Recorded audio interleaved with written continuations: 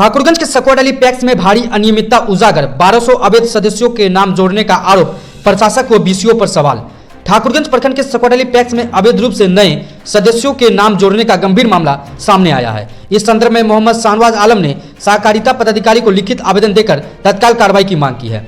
वर्ष 2023-24 में पैक्स की कुल 2615 सदस्य दर्ज किए गए थे, लेकिन वर्ष 2025-26 के चुनाव के मद्देनजर प्रशासक द्वारा जनप्रतिनिधियों से साठ गांठ कर 1200 नए सदस्यों को नियमों के विरुद्ध जोड़ा गया। आरोप है कि इन सदस्यों के नाम गुपचुप तरीके से जोड़कर सदस्यता शुल्क भी प्रशासक ने स्वयं बैंक में जमा कर दिया, जिसकी राशि जिला सहकारिता कार्यालय में भी जमा की गई है। सहकारिता अधिनियम 1935 कहता है कि प्रशासक ना तो किसी सदस्यों का नाम जोड़ सकता है ना हटा सकता है। यदि प्रशासक ऐसा करता है तो उसके विरुद्ध कठोर कार्रवाई करने का स्पष्ट प्रावधान है। शिकायतकर्ता ने बैंक स्टेटमेंट और सदस्य संख्या का मिलान कर ये जांचने की मांग की है कि कितने नए नाम अवैध तरीके से जोड़े गए हैं। इस शिकायत की प्रतिलिपि जिला पदाधिकारी किशनगंज, संयुक्त निबंध पूर्णिया सहित कई वरिष्ठ पदाधिकारी को भेजी गई है। जिला सहकारिता पदाधिकारी अमरनाथ कुमार ने बताया कि आवेदन प्राप्त हो चुका है, मामले की जांच शुरू कर दी गई है। उन्होंने स्पष्ट कहा कि समिति ही सदस्य बना सकता है, प्रशासक कभी नहीं।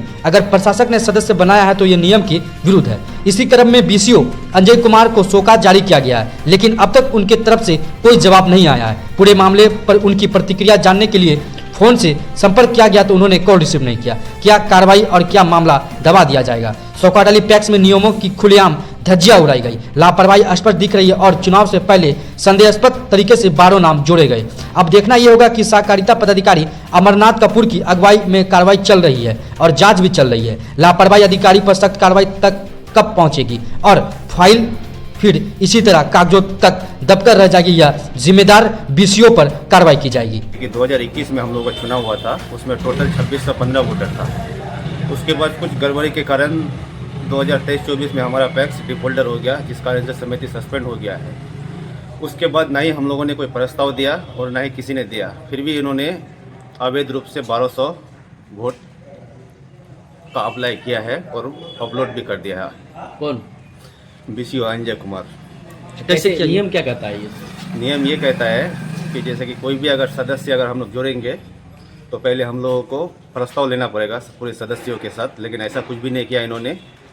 सिर्फ और सिर्फ 1200 वोट अपलोड कर दिया नया सदस्य के लिए, जबकि हमारा टोटल 2615 ही है पुराना लिस्ट के हिसाब से जो हमने दिया भी है।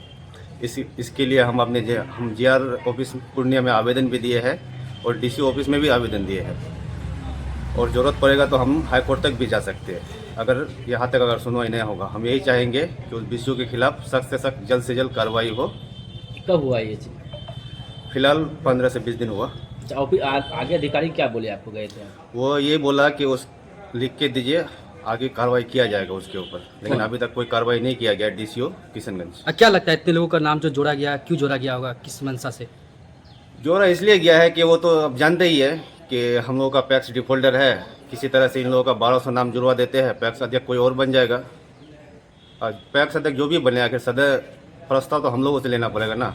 जैसे कि पैक्स हम लोगों से डिफॉल्टर हुआ, जो भी हुआ आखिर जिसका भी गलती हो, कौन कर रहा है? हम लोग जो डिफॉल्टर भी हुआ है उसका मिनिमम 70% जिम्मेदार वही बीसीओ ही है। बीसीओ के कारण ही हम लोग डिफॉल्टर हुए। क्या कैसे जांच किया था? आखिर मान लीजिए जांच किया होगा ना, कुछ ऐसे तो नहीं फंसा दिया आपको? वो बीसीओ हमेशा क्या करता था कि ये करो वो करो, रिपोर्ट मारो, हमको इतना रुपया दो, इतना 1000 रुपया नोट चाहिए। हाँ, पैसा का डिमांड हमेशा करता था।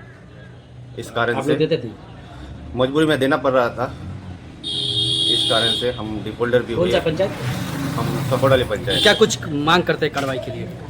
हम जल्द से जल्द ये मांग करेंगे उस बीसीओ के खिलाफ एक्शन लिया जाए और जल्द से जल्द उसको नौकरी से सस्पेंड किया जाए। क्या नाम है आपका? मोहम्मद शाहनवाज आलम।